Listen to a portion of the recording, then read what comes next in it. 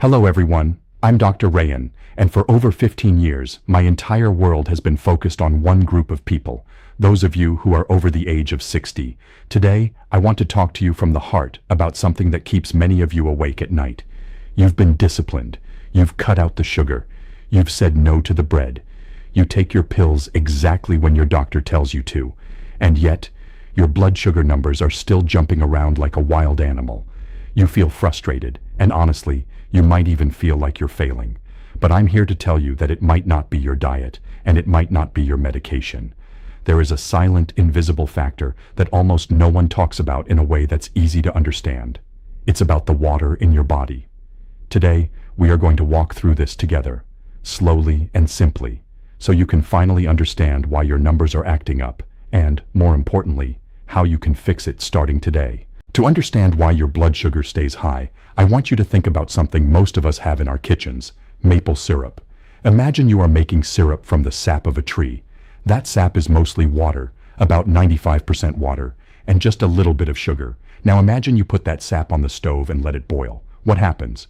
The water turns into steam and leaves the pot. Now you haven't added any more sugar to that pot, have you? No, but because there is less water, the liquid that's left behind becomes thick, dark, and very, very sweet. This is exactly what happens inside your body when you don't drink enough water. As you get older, your body loses its ability to hold on to water as well as it used to. When you get even a little bit dehydrated, the total amount of blood in your veins decreases, but the sugar that's already in your blood stays there. Because there's less fluid to move it around, that sugar becomes concentrated, just like the syrup on the stove. When you prick your finger for a test, your monitor sees that concentrated sugar and gives you a high reading. You didn't eat a candy bar, your body just boiled off too much water.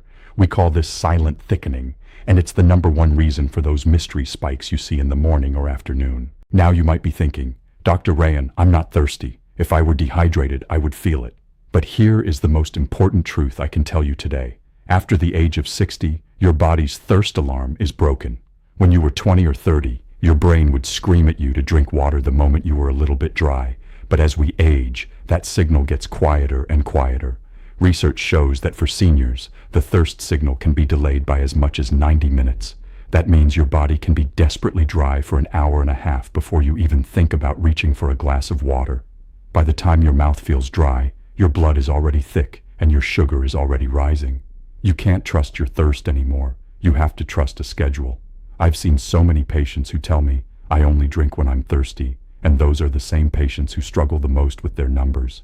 We have to learn to drink water like we take our medicine, on a regular timed basis, because your brain isn't going to remind you. It's not your fault. It's just how the body changes after 60. Let's use another simple picture to understand this. Think of your blood as a river, and think of the sugar, the energy from your food, as logs floating down that river. Those logs need to get to the mill, which are the cells in your muscles and your brain that need energy. When the river is deep and flowing well because you are hydrated, those logs move smoothly to where they need to go. But what happens when the water level in the river drops? The logs get stuck on the muddy banks. They pile up and create a jam. This is what happens in your veins. When you are dry, your blood becomes thick like honey, and it can't push that sugar into your cells properly. The sugar stays stuck in the river, your bloodstream, and that's why your readings stay high. You might even feel tired or foggy in your head, even though you have plenty of sugar. That's because the sugar is stuck in the river and can't get to your brain.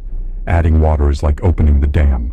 It raises the water level, clears the jam, and lets that energy finally get to where it belongs. It makes your blood move easier, which also helps your heart not have to work so hard. I often see patients make a very common mistake. They realize they haven't had water all day, so they grab a huge bottle and chug 20 or 30 ounces all at once. I call this the fire hose mistake. Imagine you have a beautiful, delicate garden with dry soil.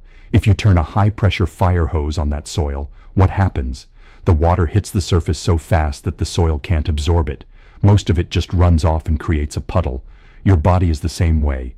Your cells can only absorb about 1 cup of water every 15 to 20 minutes.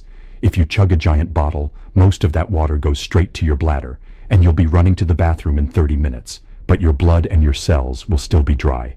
To manage your sugar, you need drip irrigation. You need to take small, steady sips throughout the day, A few sips every 20 minutes is far more powerful for your blood sugar than a whole gallon once a day. This is how we keep the river flowing smoothly without overwhelming the system. It's about being steady, not being fast. Let me tell you about two people just like you. First, there was David. He was 76 and very frustrated. His morning blood sugar was always high, around 160, no matter what he ate for dinner. We discovered that David wasn't drinking anything after 7 p.m. because he didn't want to wake up to use the bathroom. But by staying dry all night, his body was triggering a stress response, and his liver was dumping sugar into his blood. We had him start drinking just 8 ounces of warm water right when he woke up, and he took tiny sips throughout the day. In 1 month, his morning numbers dropped by 20 points, and he actually slept better. Then there was Margaret, who was 72. She had mystery spikes every afternoon around 3 o'clock. She thought she was hungry, so she would eat a snack, and her sugar would go even higher. We realized her brain was actually mistaking thirst for hunger. We had her replace that afternoon snack with a glass of water and a little squeeze of lemon. Not only did her sugar stabilize, but she felt more energetic than she had in years. These aren't miracles. It's just biology. Your body wants to work with you. You just have to give it the water it needs to do the job. So, here is your simple 4-step plan. Step 1. The morning reset. Drink 1 glass of warm water within 15 minutes of waking up. This tells your liver to stop producing extra sugar. Step 2. Consistent sipping. Keep a glass or a bottle nearby and take a few small sips every half hour. Don't wait to be thirsty.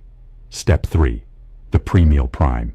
Drink a small glass of water 15 minutes before you eat. This helps your body process the sugar from your meal much more smoothly. And step 4. Monitor the color of your urine.